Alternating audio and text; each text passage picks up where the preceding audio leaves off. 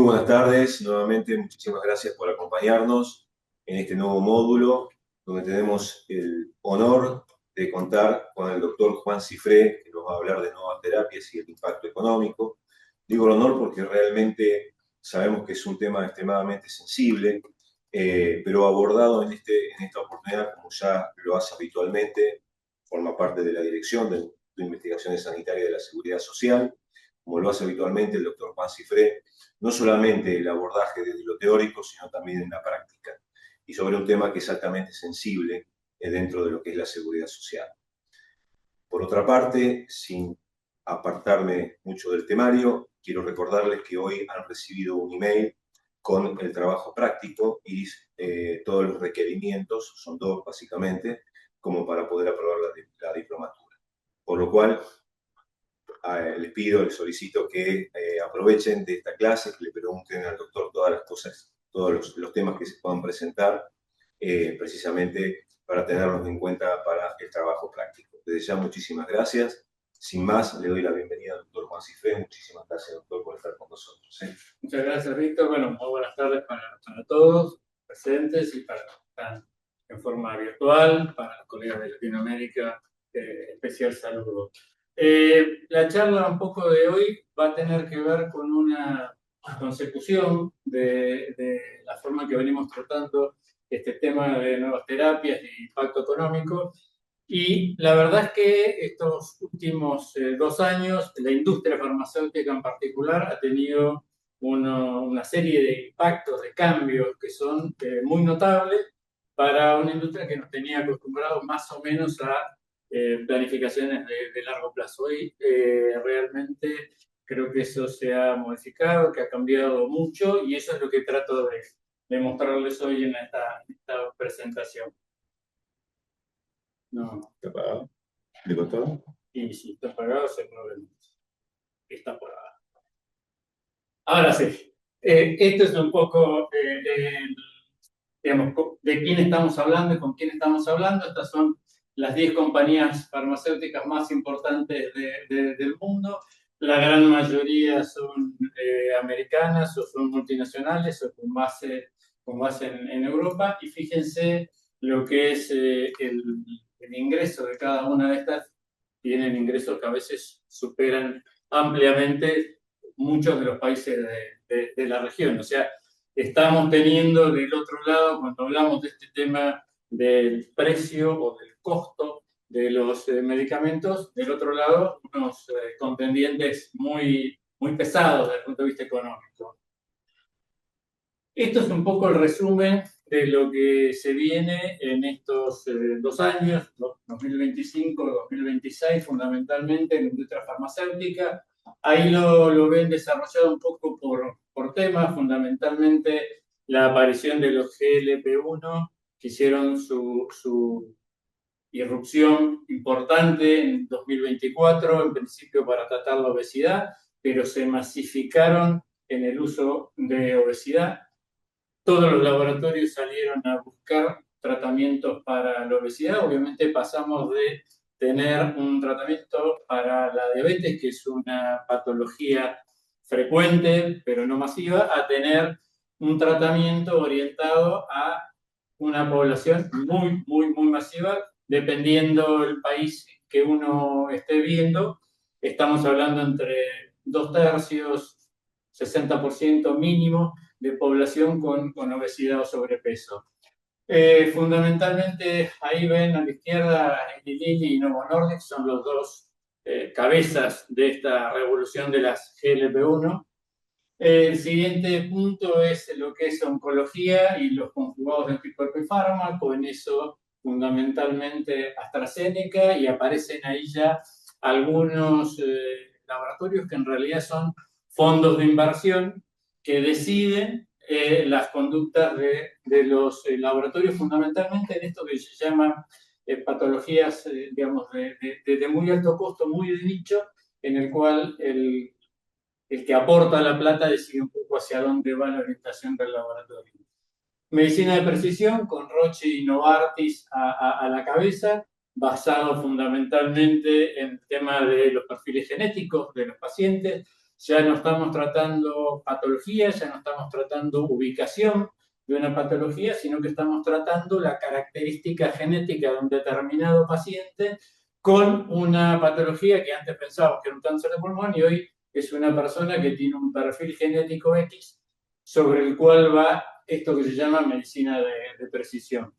Enfermedades neurodegenerativas que en los últimos 5 años venían creciendo realmente en forma muy importante, se había posicionado detrás de oncología y inmunología como el sector de mayor desarrollo en que el tema de medicación, fundamentalmente Biogen y Lilly, con avances en enfermedades de Parkinson y Alzheimer. Obviamente Alzheimer también es una de esas patologías que uno asume que son patologías de consumo masivo. Enfermedades raras que venía también amagando en forma muy importante. Atrás de esto, fundamentalmente, si ven a la izquierda, los representantes son estos laboratorios pequeños o con fondos de inversión atrás, que son los que deciden invertir en patologías muy poco frecuentes con medicamentos de estos, los que se llaman de one shot, o sea, de una sola dosis que cura la patología y con un precio increíblemente alto. Y por último, el tema de plataformas de inmunoterapia, las terapias CAR, que son fundamentalmente en cabeza de Merck y de Bristol, y Moderna, que les recuerdo fue el laboratorio americano que apareció con la vacuna de COVID. Su primer producto comercial fue la vacuna contra el COVID. Esto es un poco lo que ha pasado en el último tiempo, en las últimas 2 décadas, la cantidad de nuevas moléculas, y fíjense un poco lo que decíamos, bueno, aparece COVID como una de las más importantes, pero las más significativas eran en el área de oncología, en enfermedades inmunológicas, y claramente detrás de eso, hematología, neurología. Eso, estos últimos 2 años, vamos a ver que hay un cambio importante. Como esto se da fundamentalmente con muchos colegas de Argentina, a veces uno muestra cómo es el perfil de Argentina y fundamentalmente para mostrar esto que tenemos. Argentina tiene 354 laboratorios privados, 4 distribuidoras, que son son propiedades de los laboratorios, que son las que distribuyen los medicamentos, y algo así como 1.300 droguerías, que son las que hacen que ese medicamento que el laboratorio distribuye a través de alguna de estas 4 distribuidoras llegue a la cadena de farmacias y a través de eso al paciente. Ese es un número que es importante tener en claro porque, digamos, de esas 1.300 droguerías llegan a 13.500 farmacias, que son al final la boca de expendio final del producto farmacéutico. Fundamentalmente esto es en lo que es la medicación de uso común, pero también alto costo se entrega hoy en farmacias, así que esta es un poco la hoja de ruta de la medicación en nuestro país. Argentina, así como tiene esa particularidad de tener tantos laboratorios privados propios, tiene la particularidad de que muchos de estos laboratorios han, como ven acá, lanzado biosimilares. De esto que vamos a hablar, el tema de la semaglutida, que ven ahí el TIDE, esto es un medicamento semaglutida que se habilitó en noviembre del 2024, cuando todavía el laboratorio original, Novo Nordisk, no tenía autorizada la formulación oral, era solo inyectable. El laboratorio argentino salió con una presentación inyectable, una presentación oral y con una diferencia de precio cercana entre el 50 y el 60% del original. El caso de rituximab, el beva, el pembro también es otra, el pembrolizumab es otro ejemplo. 3 semanas atrás salió una investigación internacional sobre el Keytruda, el original de Merck de pembrolizumab, donde se destaca que es el único caso en el cual hay un biosimilar del producto existente únicamente en Argentina, y eso ha hecho que el precio del medicamento caiga desde ser único oferente a tener competencia casi un 60%.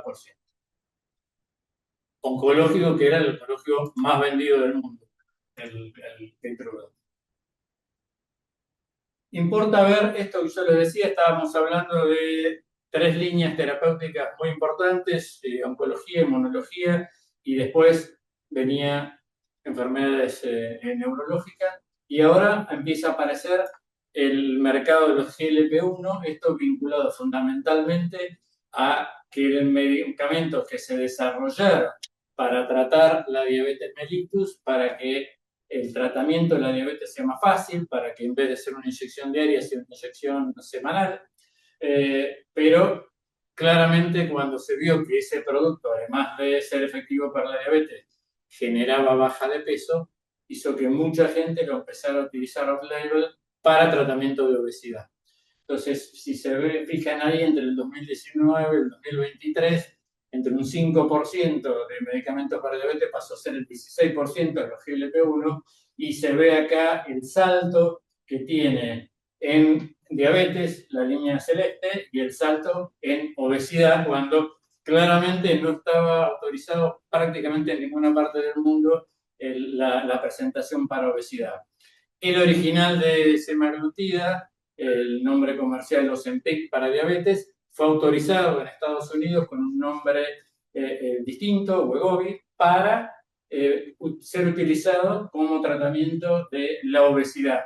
El obeso americano no quería estar tomando un medicamento que sabe que toma un diabético.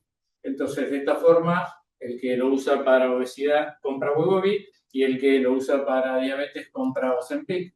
Y digo compra porque obviamente el mercado americano el medicamento lo paga la gente de su bolsillo, y en el año 2024, cuando esto empezó a pasar, el medicamento para diabetes costaba $1.300, el medicamento para obesidad costaba $1.400.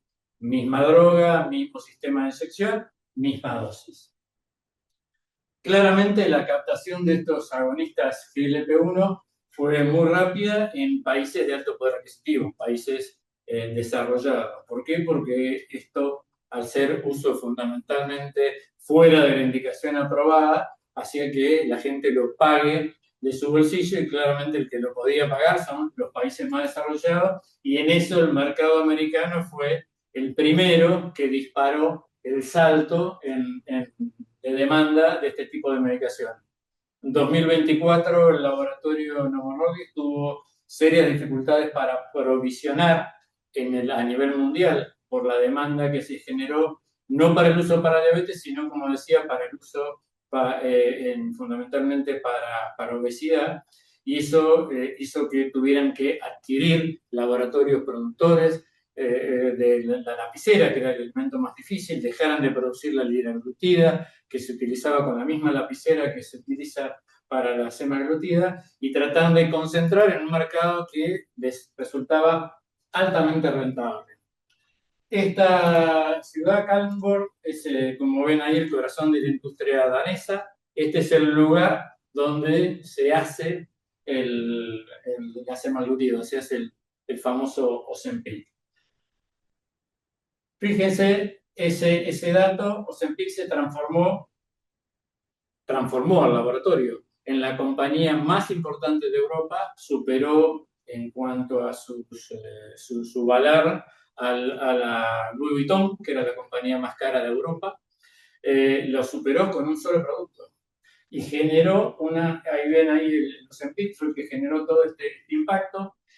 El laboratorio tuvo que generar con la corona, el laboratorio es parte de la corona danesa, tuvieron que hacer un acuerdo con la Unión Europea para acomodar el valor de la corona danesa con el euro, porque obviamente generaba un desfasaje muy importante por la cantidad de ingresos que tuvo el laboratorio, y el costo del PBI de Dinamarca se hacía con y sin el Ozempic, porque, digamos, 5 millones de personas con un laboratorio que costaba 595 millones de euros, eso obviamente desequilibraba a una economía tan, entre comillas, tan pequeña. Esta situación hizo que el laboratorio generara la aparición del Wegovy como producto para obesidad. Y como ven ahí, hubo una nota del New York Times, del diario New York Times, tapa del diario New York Times, preguntándose por qué ese producto que consumía gran parte de la población americana costaba lo que costaba. La verdad que yo nunca había visto que un diario americano se preocupara por el costo de los medicamentos. Hicieron esa publicación, hicieron venir al CEO de Novo Nordisk a Estados Unidos para que explicara por qué costaba lo que costaba y por qué costaban diferente. Y ahí el CEO lo que pudo tratar de hacer fue esa proposición, que fue tratar de cambiar la lapicera, que era lo que más les costaba al laboratorio conseguir, por una jeringa descartable, y de esa forma bajarle el precio de los $1.400 a $500 con pago cash a través de una cadena X de farmacia. O sea, rarísimo, pero eso obligó a que alguien blanqueara los costos y generara situaciones especiales para el laboratorio. Yo le decía esto en 2024, fines del 2024 aparece en Argentina la competencia del Tutide, y mientras tanto, el mercado americano, el laboratorio venía creciendo de una forma increíble.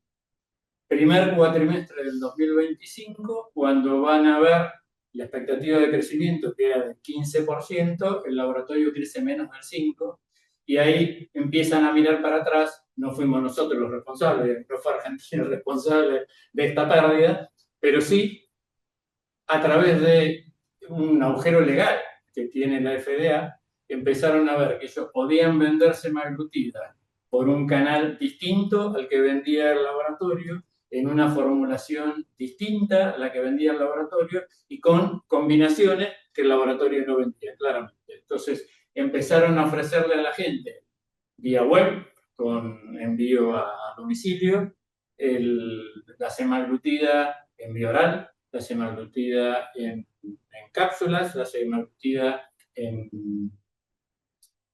gotas, junto con vitamina D, junto con calcio. Costo entre 100 y $300.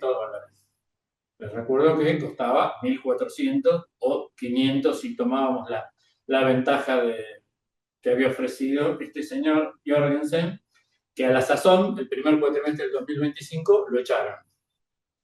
Después de 8 años de estar en la compañía y un crecimiento increíble, como dije, en 2024, primer cuatrimestre del 2025, el laboratorio decide echar a su CEO, poner por primera vez un CEO no dinamarqués, ponen un CEO iraní, que su primera medida fue echar 5.000 personas del laboratorio, tratando de reestructurar la estrategia comercial del laboratorio, que entre comillas se había dormido en sus laureles, pensando que tenía un producto maravilloso, que no se lo podían copiar, y como vemos, no solo acá en Argentina se copió, sino que en el propio Estados Unidos la FDA tuvo que salir a enmendar ese agujero, porque lo que estaban haciendo era legal, no es ilegal, es legal.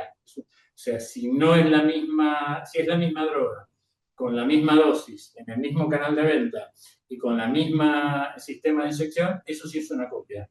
Pero si, como digo, todas esas pautas son distintas, entonces no es copia, y eso hizo que el laboratorio, que costaba, como les dije, 595 millones de euros, a diciembre del 2024, en el primer cuatrimestre del 2025, perdiera la mitad de sus acciones. O sea, el laboratorio pasó a valer la mitad de lo que valía en 2024.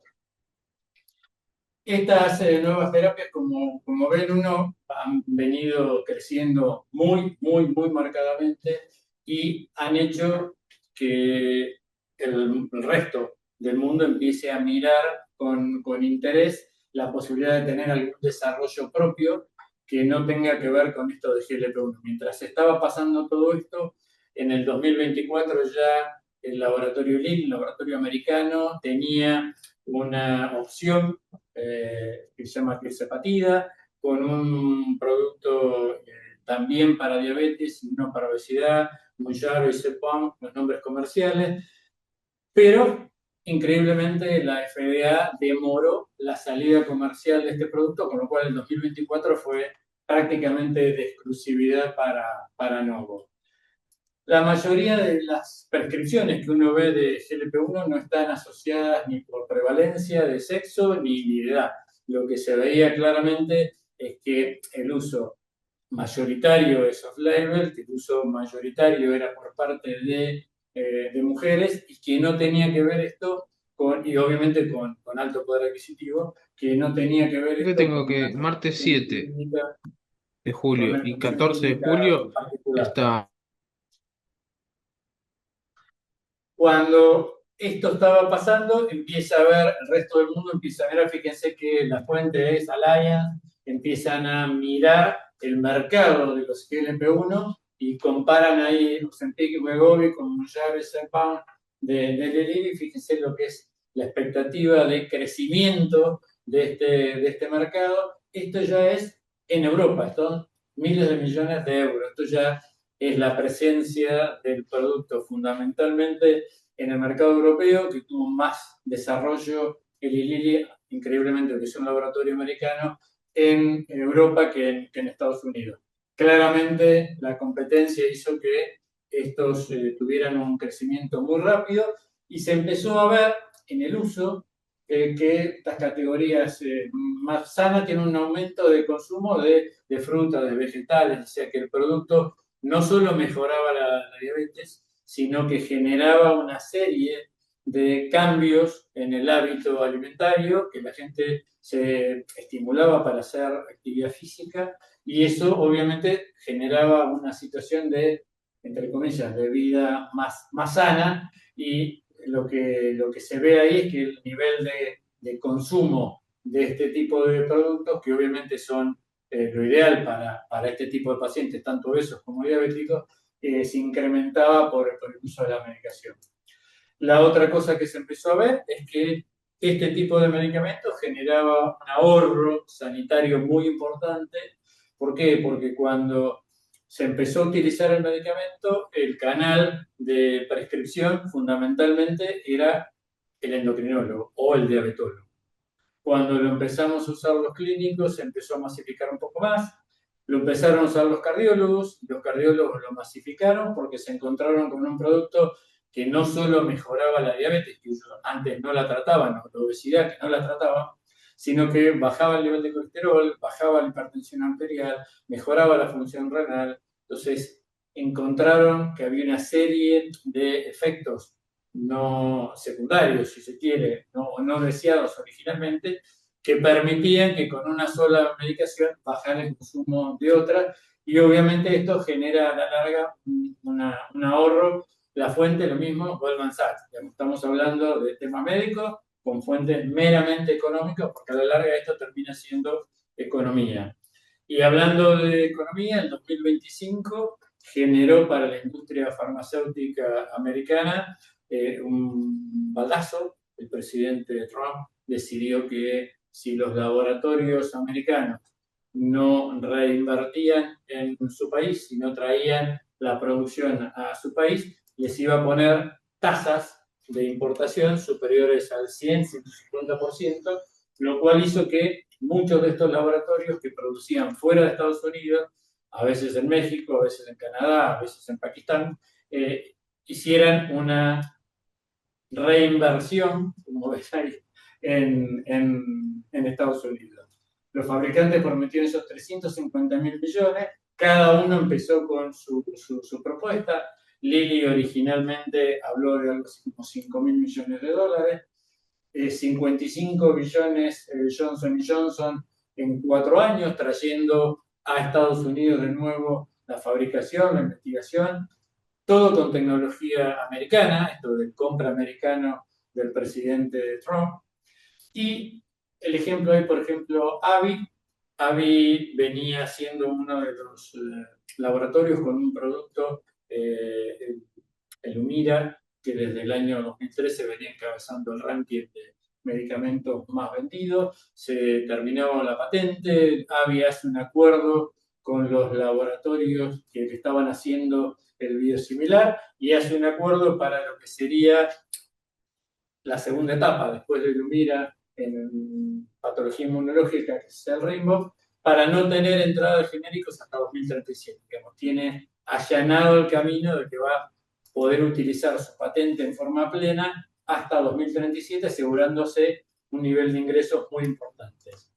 Pfizer, uno de los monstruos que vimos al principio en cuanto a ingresos, compra el año pasado Metsera. Metsera es un laboratorio que no tiene ningún producto comercializado aún, pero que tiene 7 líneas de tratamiento de obesidad en fase 2 y 3.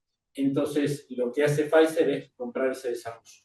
7.000 millones de dólares de inversión para comprar de cera. Hubo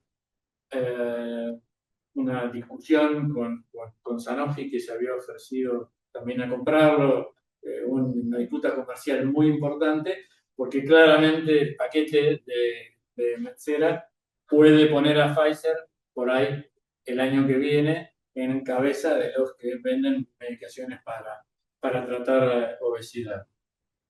Novartis lanza esta plataforma para el Cosentrix. Esto es para tratamiento de psoriasis. Fíjense, descuento del 55% sobre el precio de lista.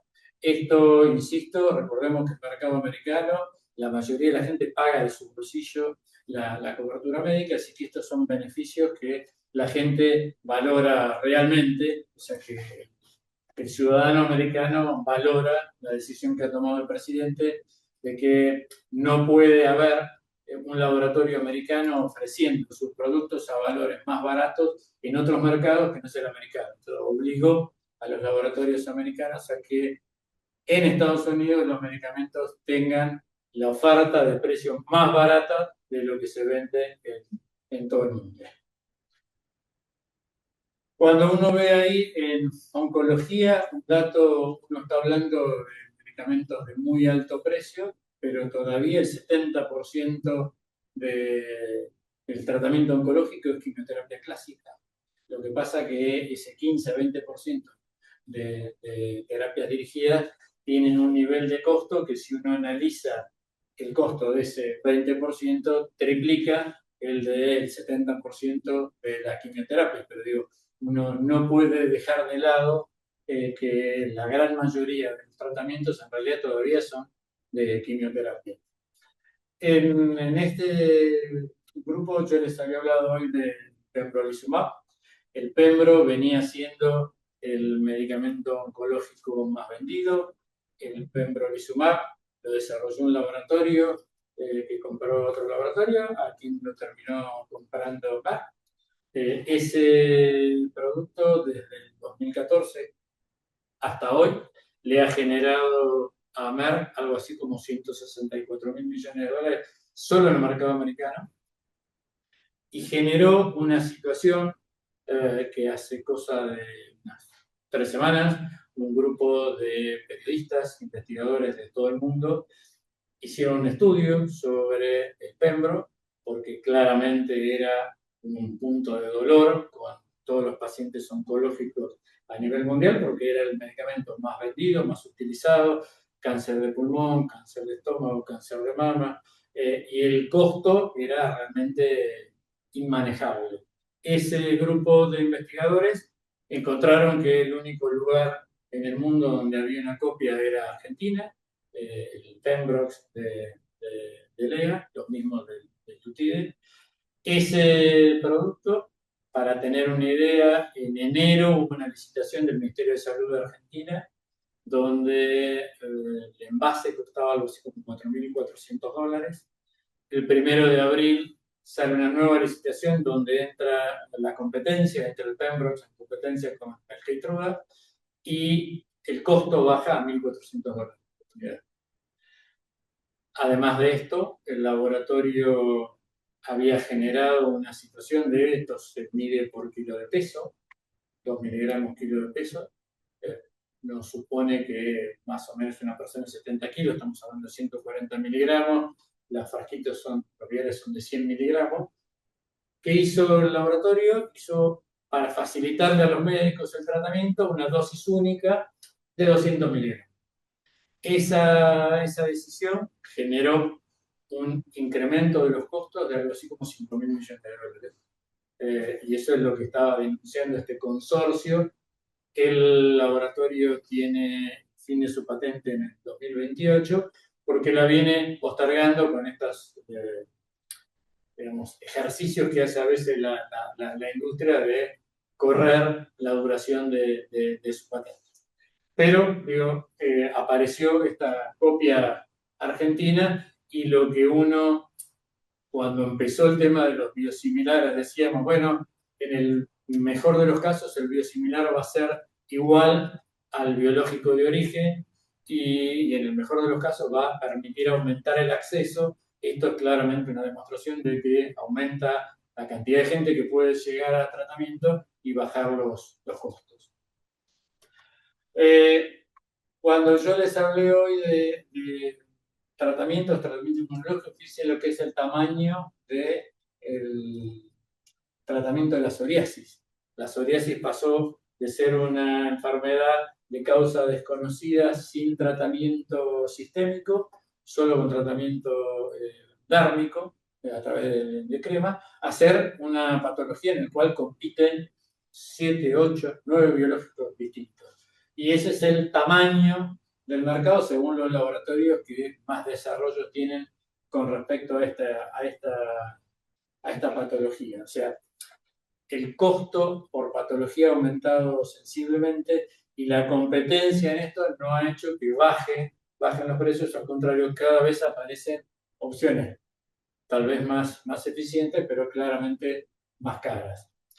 Otro de los detalles que estamos viendo, este fue un caso del año pasado, donde este chiquito con una enfermedad neurodegenerativa mortal, la universidad en la que estaba, el hospital universitario en la que el chiquito estaba internado, desarrolló a través de la técnica CRISPR una droga exclusiva para el chiquito y que todavía está vivo. Entonces, digo, la velocidad fue que un producto exclusivo, pero se hizo en menos de 2 meses. Más rápido de lo que vimos con la vacuna de COVID.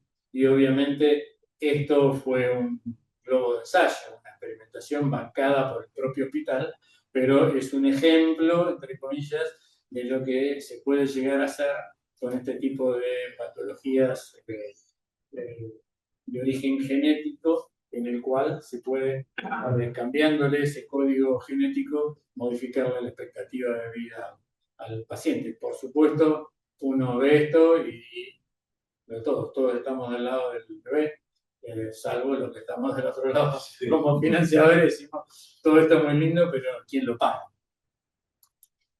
Otra de las cosas que estuvo haciendo la FDA, este año la FDA cambió sus autoridades, el año pasado el Porcinity, aprobado para síndrome de Barr, una patología neuromuscular que con esta droga consigue mejorar el test de marcha de 6 metros en algo así como 2 metros más. La droga tuvo serias, pero serias, objeciones de parte de las instancias técnicas de FDA, se rechazó 2 veces y así todo se decidió aprobar, con lo cual es una droga, digamos, de uso aprobada, costo altísimo para una patología muy puntual y con un beneficio, digamos, al menos dudoso si uno lo mira con los ojos del financiador.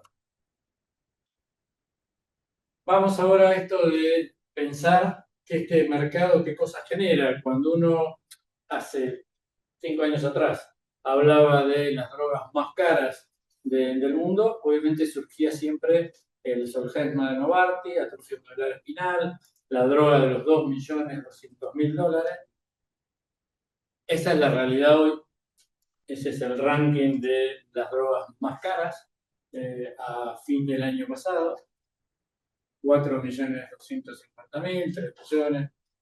Como ven, la mayoría de los que aparecen como laboratorios, en realidad, son sellos de goma de fondos de inversión que han decidido poner la plata en patologías muy puntuales, salvo los casos ahí, como ven, la hemofilia, que puede ser una patología más frecuente, más conocida, o la misma anemia de células falciformes. Zolgensma aparece en 10º lugar, o sea, lo que hasta hace algunos años era la droga más cara, hoy es la 10ª. No nos preocupamos del Zolgensma, porque antes de eso tenemos 9 que nos preocupan, por lo menos 2 veces más que el Zolgensma. Pero digo, ¿por qué muestro todo esto? Porque hubo toda un movimiento hacia el tratamiento de enfermedades raras que habían estado fuera de la visión de la industria farmacéutica, y de golpe cuando empezó a invertir gente fuera de la industria, a poner plata en desarrollos, en laboratorios más chiquitos, empezaron a aparecer estas cosas donde tratan, son todas drogas de one shot, o sea, drogas de una sola dosis que se supone que son curativas. Claramente esto, digo, es un nuevo orden farmacéutico el que estamos teniendo a partir del año pasado y que se está desarrollando este año. Y como dice ahí, de las 20 principales compañías globales, lo que está impactando es esto, la revolución metabólica que ha generado un cambio en las estructuras de crecimiento que tenían los laboratorios, obligando a los laboratorios a redefinir sus portfolios.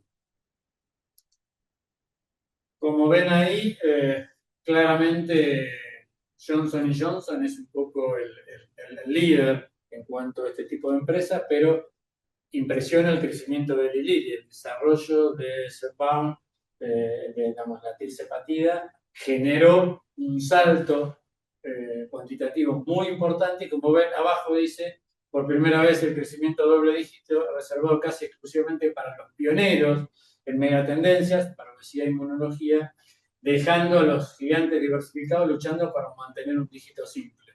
Digo, Takeda, Bristol, Pfizer, el mismo Bayer, tienen resultados negativos porque son como el viejo portfolio de la industria farmacéutica. En las que están más arriba son las que se han adaptado a tener dentro de su portfolio esto que es algo de inmunología, algo de oncología y fundamentalmente algo de obesidad.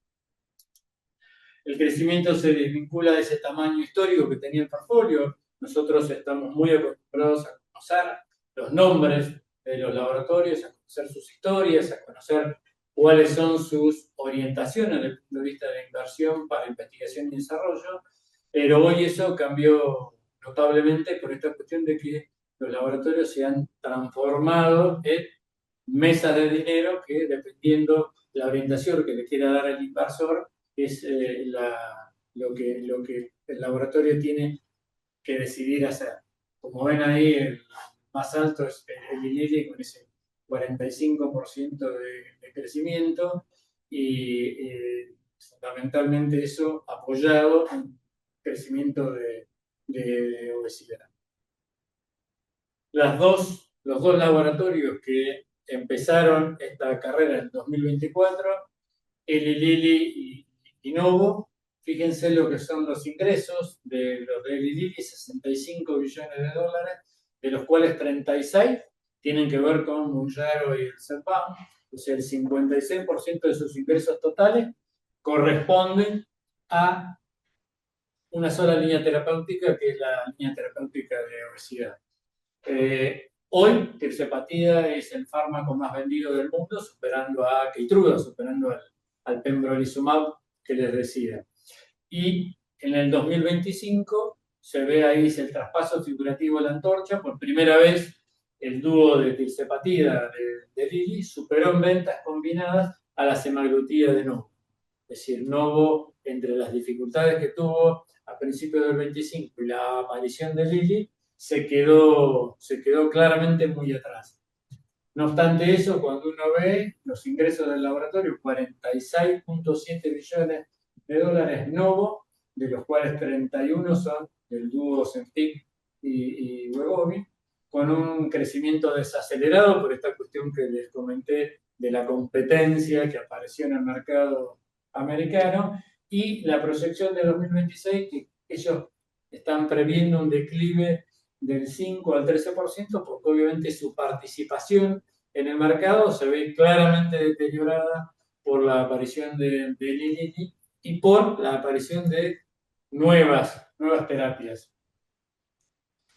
Cuando digo nuevas terapias, ahí vemos en el carril de Eli Lilly, aparece el 1 de abril el Orforglipron, el nombre comercial Fundasio.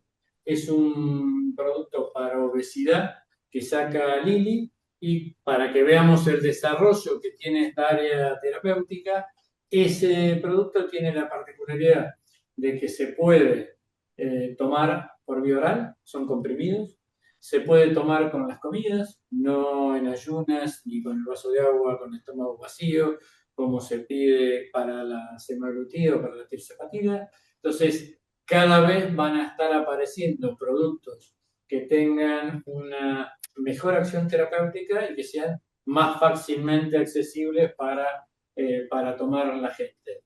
El carril 2 vemos ahí lo que fue el lanzamiento de Wegovy.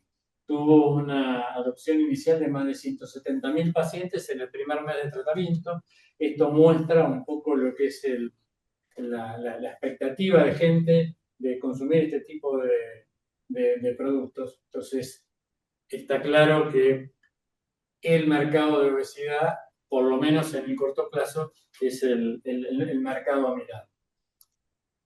¿Y por qué digo el mercado a mirar? Porque la gran mayoría de los laboratorios tradicionales se encuentran con la pérdida de exclusividad.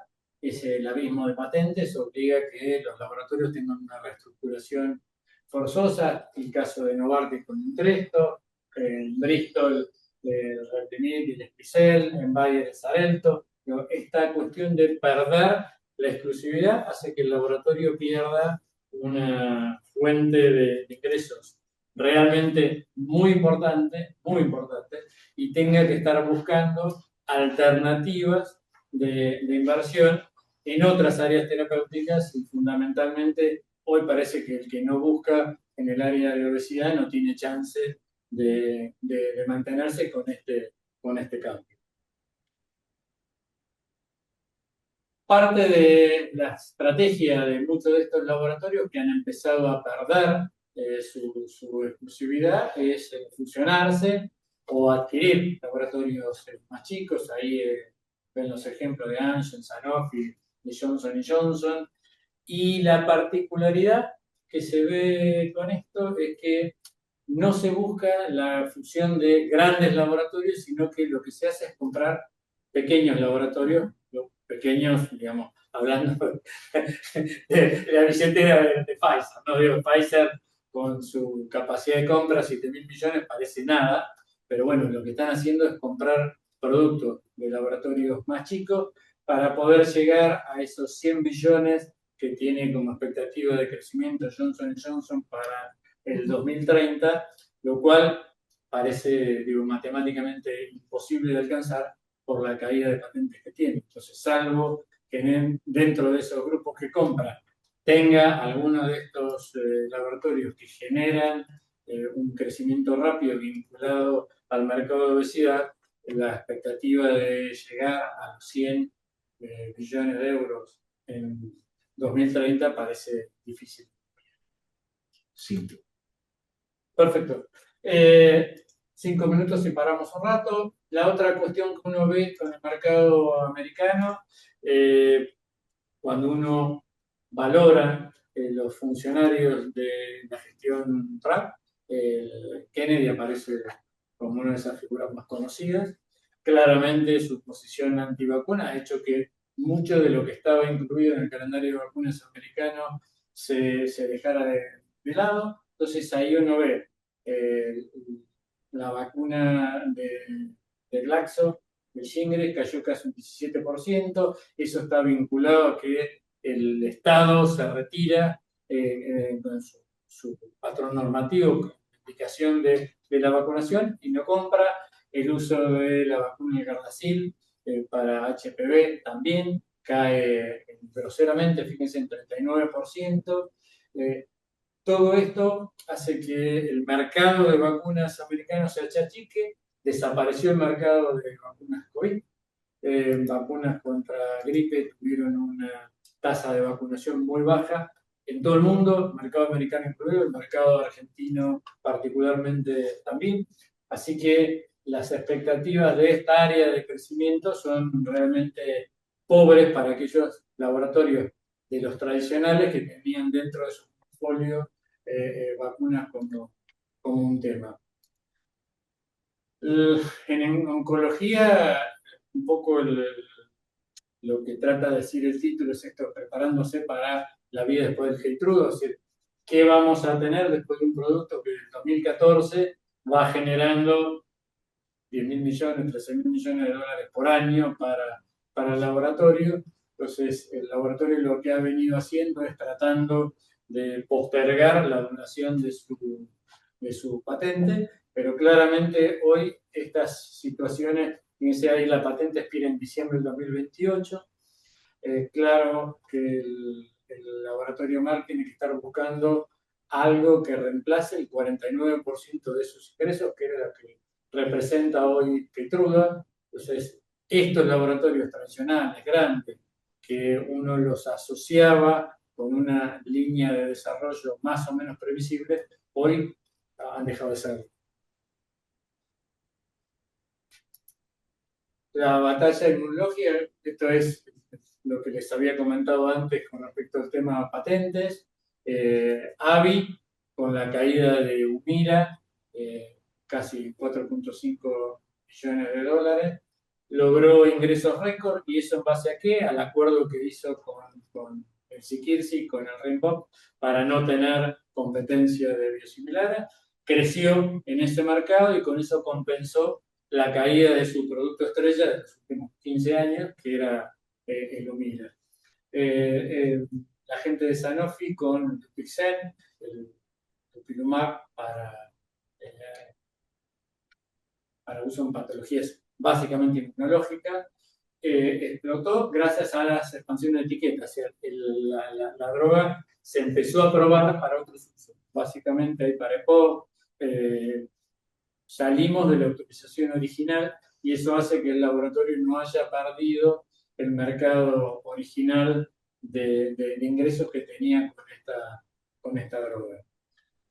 Del club de los 3 millones de dólares, ahí uno ve alguna cosa muy particular, es que la gran mayoría de estos productos tienen muy poca población objetiva, 12, 14 personas en Estados Unidos, con uno o dos comprándolo. El cuello de botella, Pfizer retiró el PEPPES, lo aprobó el año pasado la FDA, a principio de año, y en menos de 4 meses Pfizer lo retiró. Este era un producto de one shot para tratar la hemofilia, y el laboratorio lo que vio es que no había interés de los médicos para escribirlo, porque desaparece el paciente. Entonces, pese a que el laboratorio hizo todo el desarrollo, consiguió la aprobación, era una de estas drogas que estaba en 3 millones y medio de dólares, decidió retirarlo del mercado, no lo comercializó. Está aprobado, pero no lo comercializó. Entonces, la gran mayoría de esto ha hecho que muchos de estos fondos de inversión empiecen a rever sus políticas de inversión, porque se dan cuenta de que la población es muy chica y el financiador no encaja en el perfil de poder financiar este tipo de patologías. Así que, digo, esto de enfermedades raras, el club de los 3 millones, aparece en los papeles, pero en la realidad lo comercial no tiene. ¿Paramos acá? Sí. Hacemos un corte de 5 minutos. Bárbaro. Bueno, retomamos. Habíamos quedado acá en lo que es el club de los 3 millones y destacando esta cuestión de que esa orientación que tenía la industria hacia el tratamiento de enfermedades raras, de un producto one shot, muy alto costo, en realidad se encuentra con la dificultad de que no hay quien lo financie, no hay voluntad del financiador de hacer semejante inversión para tratar una persona, aún asumiendo que esto sea tratamientos curativos, o aún asumiendo la posibilidad de tener alguna situación de riesgo compartido. El mercado americano, por lo menos, no tiene interés en financiar este tipo de productos, y digo, el ejemplo ese que comentábamos de el Becbest para el tratamiento de la hemofilia, generó que Pfizer, más allá de tenerla aprobada por FDA a principios del año pasado, en menos de 6 meses lo retirara del mercado. Está aprobado, pero no comercializado porque no encontró voluntad de los prescriptores en el uso y de los financiadores en subvencionar este tipo de prácticas. Cuando uno mira un poquito acá lo que es a nivel mundial, esos vientos macros, Estados Unidos, como les comentaba, el presidente Trump decidió imponer una política desde las tarifas muy dura para con los laboratorios americanos, obligándolos a que trajeran lo que es la producción, la investigación al mercado americano y obligándolos a tener una oferta del medicamento del valor más bajo al que lo vendían en el mundo para el mercado americano. De hecho, por ejemplo, los medicamentos para obesidad están ahora dentro de la cobertura de Medicare, algo realmente que para el mercado americano es como muy novedoso que este tipo de productos estén dentro de la cobertura de Medicare. También han sido incluidos en la lista de medicamentos esenciales de la Organización Mundial de la Salud. Más allá de esto, ninguna agencia y sociedad científica ha generado normativas de indicación que alguien pueda seguir, con lo cual, digamos, nos encontramos con que la tendencia al uso off-label sea mucho mayor que la tendencia a un uso normado, porque claramente no hay normas. Y como decía antes, el principal desarrollo de esto es para gente que en realidad lo usa más con criterios estéticos. Ahí tienen lo que les decía, la política del presidente Trump. China está entrando a competir claramente desde los precios. Los laboratorios europeos con un reclamo muy importante por la diferencia de cotización entre el euro y la valorización del dólar. Eso le ha hecho perder, como ven ahí, emplomar un 3,7% de su cartera, de un impacto negativo debido a la fortaleza del dólar. Entonces, hay muchos factores que no tienen que ver solo con el desarrollo de medicamentos que impactan en el costo de los medicamentos y en el acceso a estos medicamentos. Como síntesis un poco de todo esto, digo, lo que sería un manual estratégico para el 2026 y como decía Toy Story, y más allá, hacia el infinito y más allá, claramente poseer la mega tendencia, está la cuestión de concentración, ese crecimiento de 2 dígitos requiere de presencia sí o sí de algún GLP-1 o GIP, como sería, por ejemplo, la tirzepatida, o en oncología, los de próxima generación, los conjugados de anticuerpos y drogas. Esa hiperespecialización superó hoy la diversificación más amplia y eso, insisto, ha hecho generar un cambio en las políticas tradicionales que estábamos acostumbrados con los laboratorios en los últimos 20 años. Ese abismo de pérdida de exclusividad, las empresas enfrentando la pérdida de exclusividad, el caso, como decía, Novartis, Bristol, claramente tienen que tratar de lograr alguna fusión o alguna adquisición que les permita reposicionarse o generar condiciones de comercialización, como hizo Avi, que le permitan expansiones de etiqueta para llegar antes que los biosimilares con sus productos originales. Digo, el ejemplo de política de Avi es un muy buen ejemplo de lo que es un uso inteligente de la comercialización de un producto. Y el otro punto es el tema de adaptarse al pagador, el acceso real. Esto que veíamos del club de los 3 millones claramente es una desadaptación de lo que el mundo real o el financiador potencial tiene. Los fracasos en vacunas y terapia gen muestran que la eficacia clínica es irrelevante cuando uno está pensando esto en lo que es el desarrollo del laboratorio en los próximos años, y las métricas de éxito vienen hacia la expansión de mercado, no solo la cuota de recetas. Claramente la participación que tenga cada uno de estos laboratorios en estos mercados rentables son los que aseguran un futuro que les permita superar todas estas cosas que están pasando, la pérdida de interés en las vacunas, la aparición de biosimilares, el impacto de obesidad.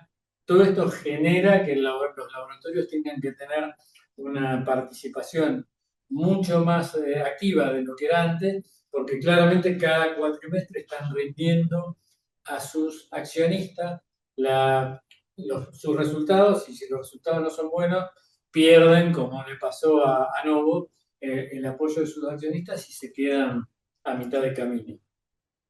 Por eso uno habla ahí de la muerte del generalista, el laboratorio ese que tenía de todo, y que uno se acordaba del nombre del laboratorio y sabía de qué país era y sabía qué productos tenía. Eso ya prácticamente ha desaparecido. Entonces, el universo farmacéutico está reservado para pioneros en esto de mega tendencia, dejando a los gigantes diversificados, luchando por mantener crecimientos de un dígito simple, cuando estos otros están como Eli Lilly, con crecimientos de dos dígitos. Entonces, ahí uno ve el nombre de grandes compañías, en el caso de Johnson Johnson, pero impacta lo de Lilly, impacta a Pfizer con crecimiento negativo, Takeda con crecimiento negativo, Bristol con crecimiento negativo, Bayer con crecimiento negativo.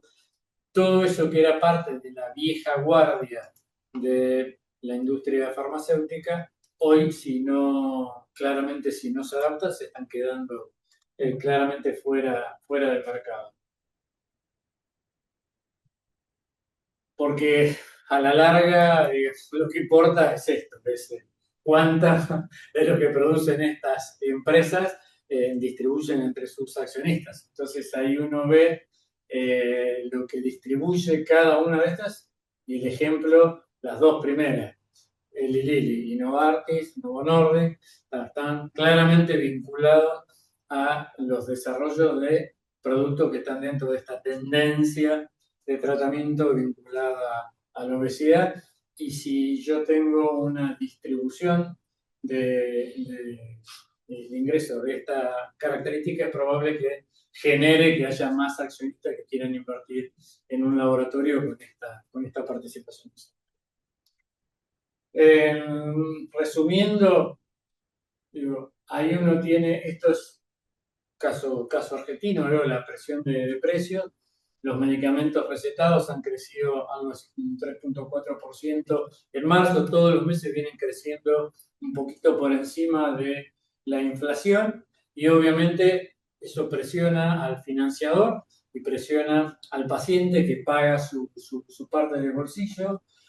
Pero también en esto ahí uno tiene que tener en cuenta que los medicamentos de muy alto precio han generado contra la inflación un crecimiento que parece igual o por debajo de la inflación, al menos en Argentina, y eso vinculado a que Roche fue uno de los laboratorios que tiene productos de más alto costo, que decidió no incrementar los precios. Pero cuando uno mira por ahí en detalle o mira por patología, se va a encontrar que en todos los casos tenemos el peso de la inflación presionando al bolsillo del financiador y del paciente.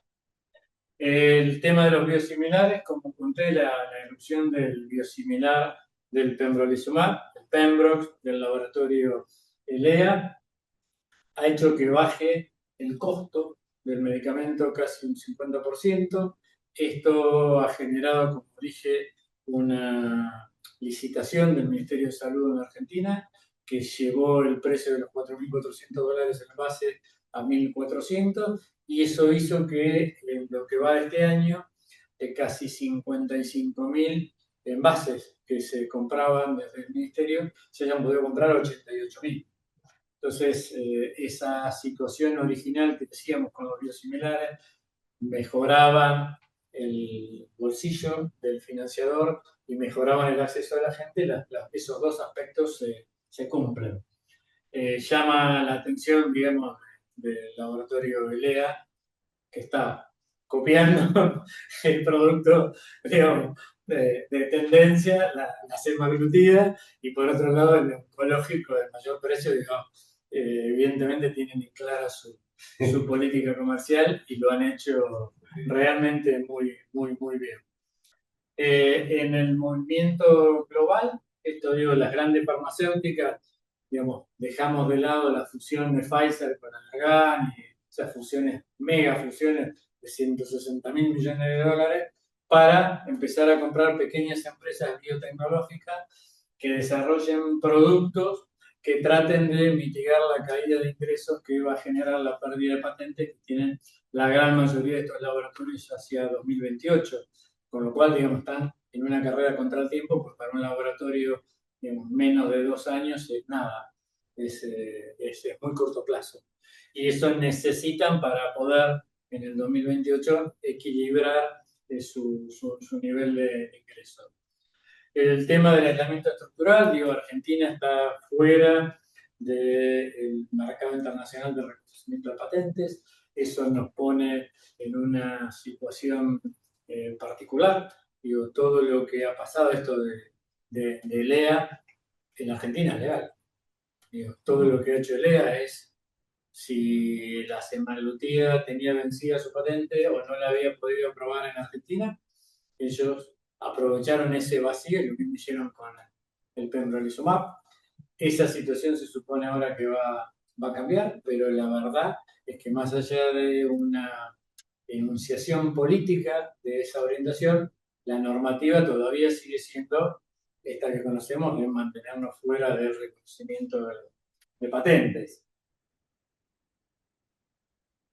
Ahí vemos lo que es el tema de lo que decía hoy, la inflación, aumento general de medicamentos bajo receta, 90% de los medicamentos aumentaron su costo. En algunos en particular, como ven ahí, para el asma, para la enfermedad pulmonar obstructiva crónica, saltaron un 6% cuando el promedio daba 3,4. Entonces digo, esta cuestión de que cuando uno analiza determinadas patologías, y obviamente tiene que ver con lo estacional, porque marzo empezaba a comprar medicación vinculada a exacerbación de patologías pulmonares. Bueno, claramente esto demuestra que para el bolsillo de la gente y del financiador esto genera un agujero muy importante. Los medicamentos de alto costo, como les dije, aumentaron un 1,5%, pero traccionado fundamentalmente por esa baja de Roche, que en el promedio hace que, pero si uno mira determinados productos, lo mismo que en lo que es medicación general, había incrementos realmente muy significativos.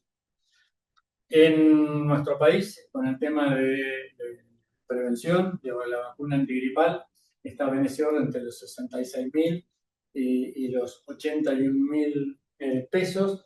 Eso hizo que mucha gente no se vacunara.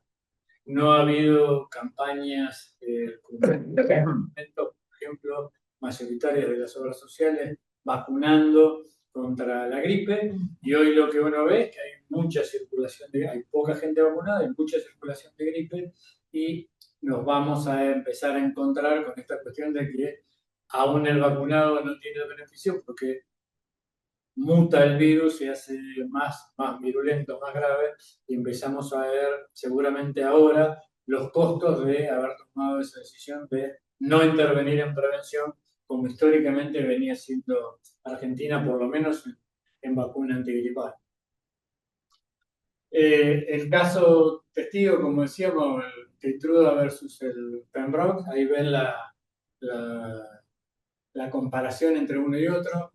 Eso 44 millones es la compra que hizo el laboratorio original cuando lo compró, como decía, laboratorio de laboratorio.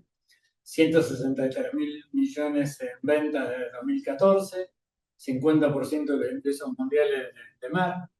En Estados Unidos ese producto vale $12.000.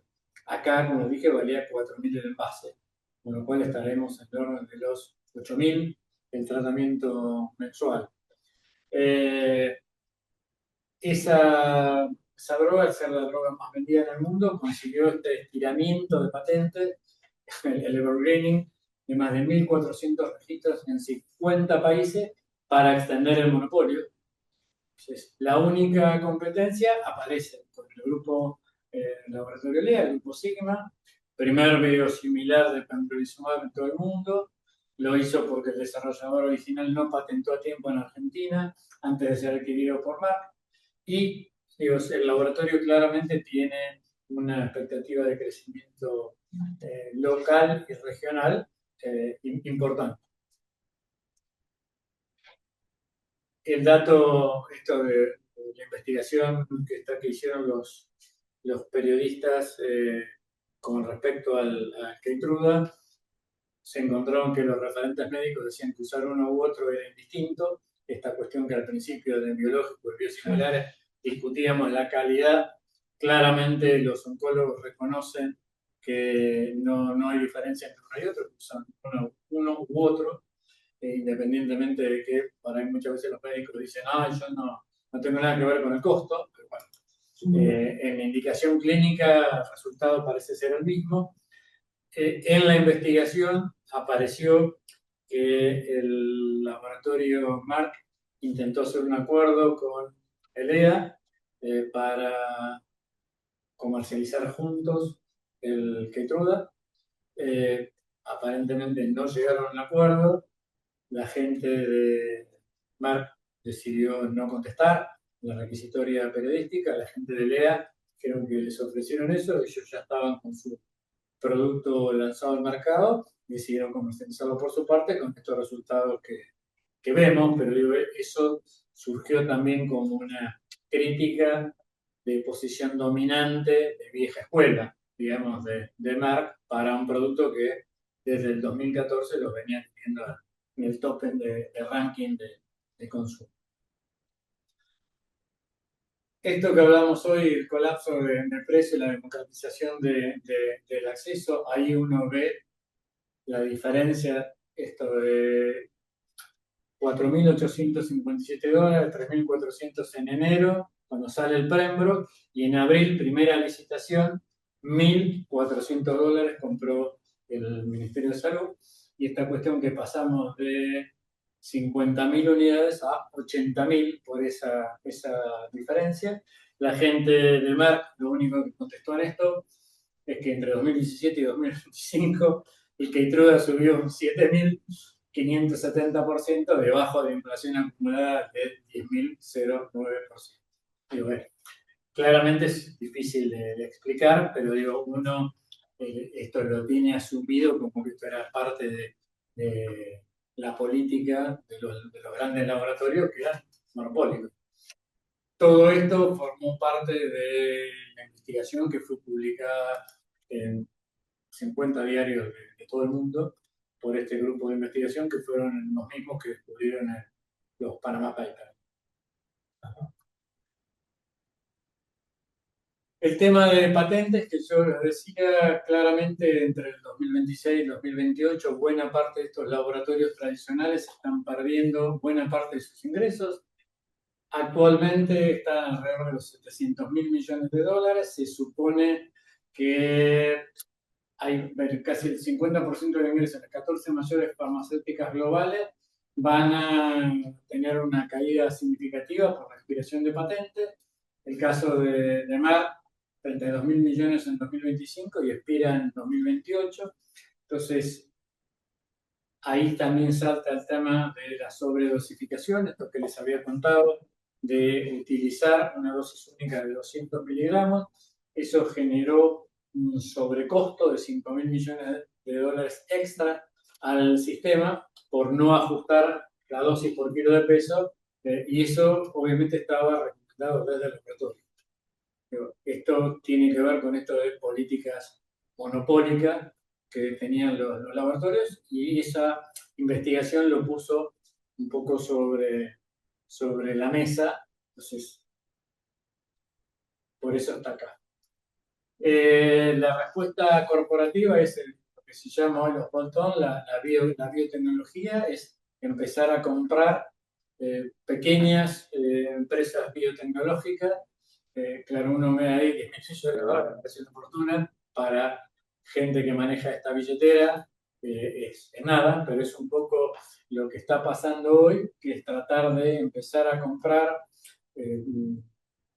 con una billetera, como ven ahí, 650.000 millones de dólares disponibles que tiene la industria, con un total de 72 acuerdos anualizados, y lo que se ve ahí, el precio medio de adquisición es de 7 ingresos proyectados frente a lo que era el múltiplo histórico de 11 ingresos proyectados. ¿Sí? Cada vez se compran empresas más chiquitas, pero con una perspectiva de crecimiento mucho más rápido. Esto de la investigación, el desarrollo, el 20, ya no más. Esto para mañana. Todo lo que se compra es pensando en que mañana ya está rindiendo su resultado. Esta es duro, pero real. Es la representación argentina en el tema del reconocimiento de patentes. Único país del mundo en producción local de medicamentos que rechaza, diría, el Tratado de Cooperación en materia de patentes. Compartimos esa lista de no firmantes con Afganistán, Andorra, Bahamas y Bangladesh. Sí. Nada, no, digo, la verdad que uno lo ve así y es indefendible. Pero bueno, esto es un poco... Tiene impacto con la OCDE también, ¿no? Claro. Bueno, y esto que ponen en el acuerdo reciente para sumar a Argentina al PCT, el proyecto lleva bloqueado 28 años en la Cámara de Diputados Argentina. Esto es nuestra realidad farmacéutica, sí. Esto es lo que es nuestro mercado. Entonces, en síntesis, un poco lo que es el trilema que tiene la salud argentina entre respetar la propiedad intelectual, respetar la competencia abierta o la eficiencia institucional. Claramente en esto uno ve que el tema medicamentos no es solo una cuestión de precios, esto requiere una política que sea política de Estado, tomada con la seriedad que lo toma, ni siquiera desde un solo punto, porque si lo único que hacemos es dar el respeto no de patentes, es una visión, eso claramente no alcanza, un tema muy complejo, y que uno no ve que esté en agenda, como muchas veces uno no ve que salud esté en la agenda política de los políticos de nuestro país, pero es un tema suficientemente complejo como para entender por qué hace 28 años que el proyecto está trabado, porque es una pata de una mesa que al menos tendría que tener 4 patas. ¿Ah? Bueno, como ferroviario que soy, y siempre termino las presentaciones con el tren a las nubes, para los que no lo conocen, orgullo de la ingeniería ferroviaria de Latinoamérica. Es un tren que va desde la ciudad de Salta, a los 1.200 metros de altura, hasta los 4.200 de San Antonio de los Cobres, con un sistema de ingeniería para tomar velocidad. El tren avanza y retrocede para tomar impulso. Vale la pena conocerlo, así que si quieren hacer preguntas, estoy a disposición. Si no, por lo menos quédense con la recomendación del tren a la nube, que creo que es lo mejor de la charla. ¿Preguntas ahí? Muchas gracias.